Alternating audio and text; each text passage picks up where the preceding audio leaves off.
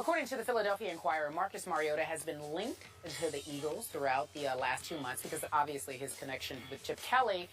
But he was asked if, in fact, he could see himself playing for Chip Kelly, and he said perhaps, maybe next season he'd be in Philadelphia.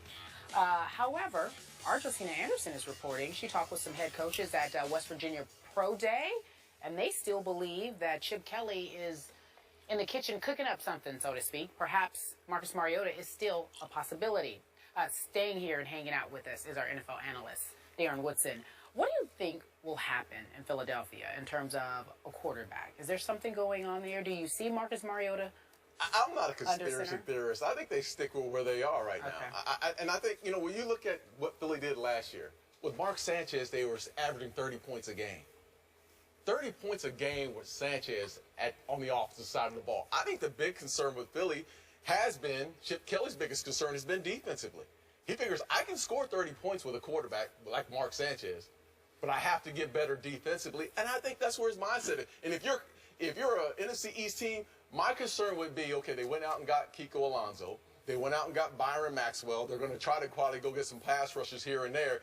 My concern would be they're loading up on defense, and they're going to be a much stronger football team with Sam Bradford at the quarterback position if he remains healthy. That's the way I'm looking at it. I'm not looking at this thing as they're packaging this all up, and they're going to draft someone and move up to get Mariota, in the draft. How much better is Sam Bradford than Mark Sanchez? I think he's a much better football player when healthy. We just haven't seen enough of Sam Bradford. But we're talking about a guy that's accurate with the football, can put it where he needs to put it, and can make all the throws. When healthy, he's a guy that fits in this system.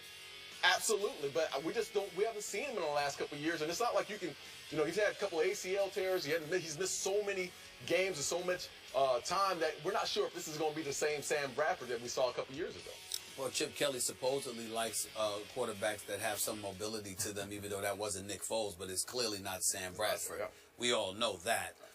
Having said that, I do believe when healthy, he's better. He could be better than Nick Foles. He can definitely fling the football. I question, like Skip has, his durability. Skip was never sold on him coming out of Oklahoma because of that, and I can respect that a lot.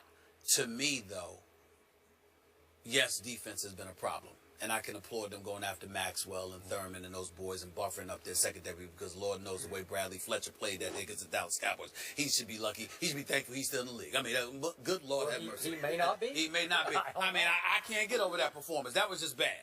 Having said all of that, offensively, you cool with Riley Cooper and Jordan Matthews? Yeah. I mean, you got to upgrade. I like Jordan Matthews a lot, but I'm saying you need more than Riley Cooper and Jordan Matthews. I mean, that's where you really, really lose me. And so, for me, of course he's interested in Mariota.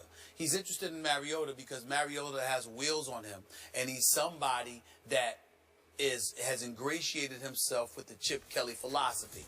And Chip Kelly looks at this kid as an extension, as a potential extension of himself on the NFL level, and he's fixated on that.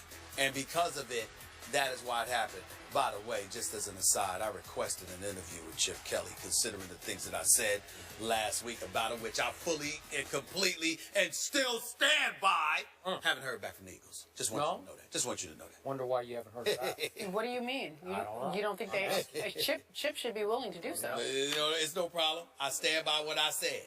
I want to hear what you said. I didn't hear what you said. I said last week I was a bit uncomfortable with some of the moves that he made. I don't like the fact that Deshaun Jackson was gone a year ago. Jeremy Maclin is gone. LaShawn McCoy is gone. But somehow Riley Cooper is still there. That I find that to be a tad bit odd. All right, Bayless, how do you see this transpiring? I'm going to stand by what I tweeted about 1 minute after I heard the Nick Foles for Sam Bradford trade.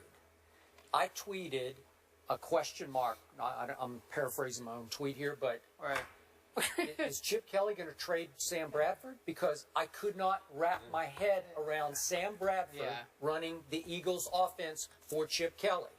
I don't despise Sam Bradford. I haven't condemned him as an NFL quarterback. I just saw too much of him because I grew up in Oklahoma City and I'm an Oklahoma fan from birth. And I watched every snap he took at Oklahoma, and he constantly left me wanting a little more. He has so much ability as a dart thrower, running a fast break offense that they ran, but it was different than Chip Kelly's. It's the old, you set, and then everybody stands up and you look to the sideline. What are we going to do, coach? Give us a play, give us a play, give us a play. And then you run that play. Sam Bradford never stood strong in the pocket. If there was the least bit of heat on him, he just folded up in the middle of the pocket. And he was constantly hurt at Oklahoma, and he's constantly been hurt for the Rams. If you give him supreme protection, which is hard to do in this league, he can throw darts. He can pick you apart. But as Stephen A. points out, maybe we were misled to believe that Chip Kelly wanted some mobility at quarterback. And I can't get out of my head the nightmarish Thanksgiving evening game at Jerry World, in which Mark Sanchez ran wild on our Dallas Cowboys, right? Correct. Running that zone read. Mark, I forget the stats, but he kept it 6 or 8 times and just ran wild because Mark Sanchez is pretty athletic. I think he's an underrated athlete. Okay. Okay? So he could move a little bit. Nick Foles couldn't move much at all, though he could move a lot more than Sam Bradford can move now after 2 ACLs. So now we're back to Mariota. Is it possible?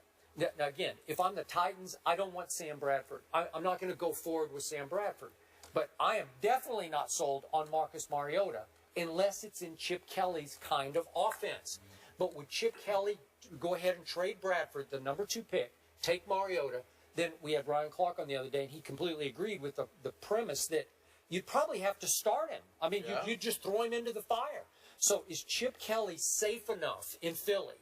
Is his seat cool enough in Philly that he could throw a rookie quarterback into the fray with a team that most people think could still contend in the NFC? So wait, what are you giving up? I mean, that's the big You're just question. going straight up Bradford for Mariota. That's what, again, that's the premise that people are discussing. Is that not enough for you? There's no way. There's not. You need to have more. You need to have more. I mean, there's got to be more. There's got to be a first rounder or so. There's got to be some additional picks in the mix. Okay. There's no way. You can't do that because Bradford, you know how paranoid the NFL is. It's all about injuries. And if you show an inability to be durable, that's a huge, huge mark against you. And Sam Bradford's played 7 games the last 2 years. There's no way on earth that you're not giving up. You're not swapping that up directly for the 5th or the 6th overall pick. You've got to throw more into the mix to get Marcus Mariota. Now, and to me, Marcus Mariota is the ideal fit for Chip Kelly, but Chip Kelly is still going to be on the hot seat because people are going to look at what you've done and the moves that you made, and it was your first off season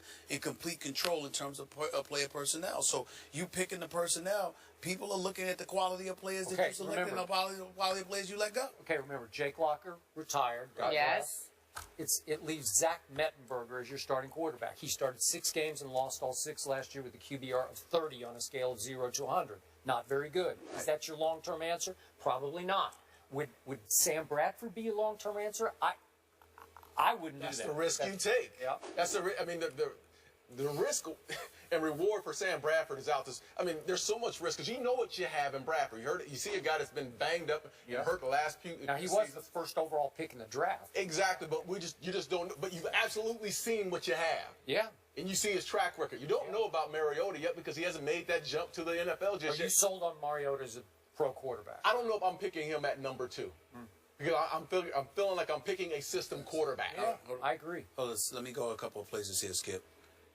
Quick answers. You taking him at number 5 with the Redskins? No. You taking him at number 6 with the Jets? Jets are a possibility. Makes sense. Why wouldn't you take him at number 5 with the Redskins? Because I still think the Redskins are figuring out their ways with RG3. But here's the problem. I still think that's a process. Here's the problem. RG3, a decision has to be made in terms of picking up his option for the 2016 season, which is $18 million. We all know the Redskins are not doing that. There's nothing that RG3 can do that's going to make them pick up $18 million. I'm thinking 18 because Skip Bayless and Darren Woodson, if I recall correctly, just a little bit over 15, 20 minutes ago, Kerry, they were talking to me about business. Oh, yeah.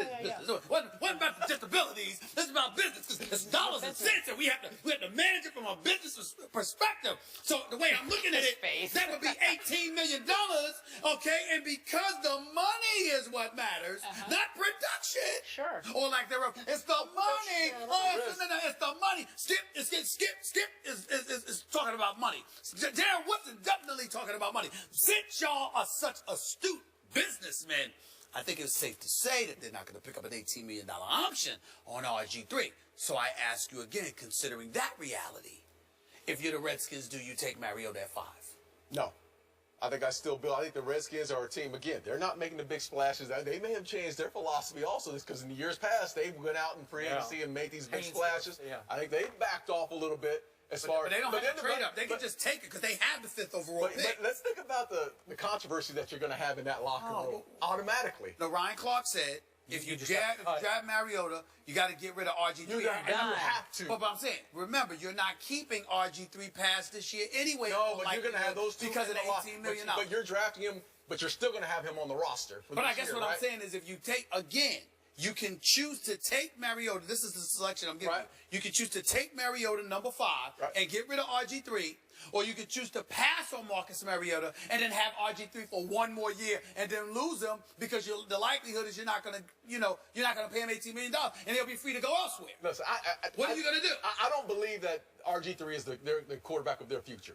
No way. So he's got 1 year left. He's got 1 year left. But I just don't see the Washington Redskins taking Mariota. I see the Jets for some reason. I see the Jets because they're not as making that decision. Exactly. In Geno, so that makes sense. In that decision, I just don't see the I think the Redskins are going to go draft either a pass rusher or someone on the O-line. I just don't see these guys right now looking at Mariota. I would not take Mariota in the first round. Whoa! Hold on. I'm sorry. I almost had a heart attack. Did you say first round? Yep. So in other words, you would let him go through 32 teams. The only team I can see him fitting with is Chip Kelly's offense. Oh, man. He's a system guy. You wouldn't take him with the Not Jets? even an accurate pass? I'll say, the Jets have Ryan Fitzpatrick and Geno Smith. Then you're going to go through another round of Geno where you'll be just as frustrated with Mariota as you were with Geno. He's not good enough. That's just me.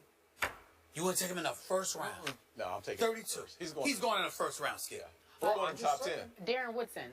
I'll tell you what I would do. Mark, I would take him in the first round. Okay, so Darren Woodson, before you leave us, I have a question. Stephen A. had a busy weekend. Oh, he did. He was hanging out with one. Yeah, that's probably. I was going to say Floyd. That's busy. Floyd Mayweather. Be kind. Yeah. So, before we get ready to talk about it, I'm just curious. It's a big fight, so I want to know. We're making people make their picks. Who you got winning, Money or Manny? And you can't just make it here at the desk. You got to walk yourself over to our pick board. Okay, so can I make the pick right now? Right now? No, make it at the board. Make it at the board so we can be the anticipation. Go ahead and stop being lazy. That's what I'm talking about. What's the anticipation? Get up there. There's no anticipation. What do you mean? We don't know who he's going to pick. We don't know who he's going to pick. My walk is a lot cooler than Stephen A's walk. Okay. Darren, watch your mouth. Surprise us, Darren. Yeah. All right, I'll surprise Who wins on May 2nd? Manny or Money? He knows. I'm going with Floyd.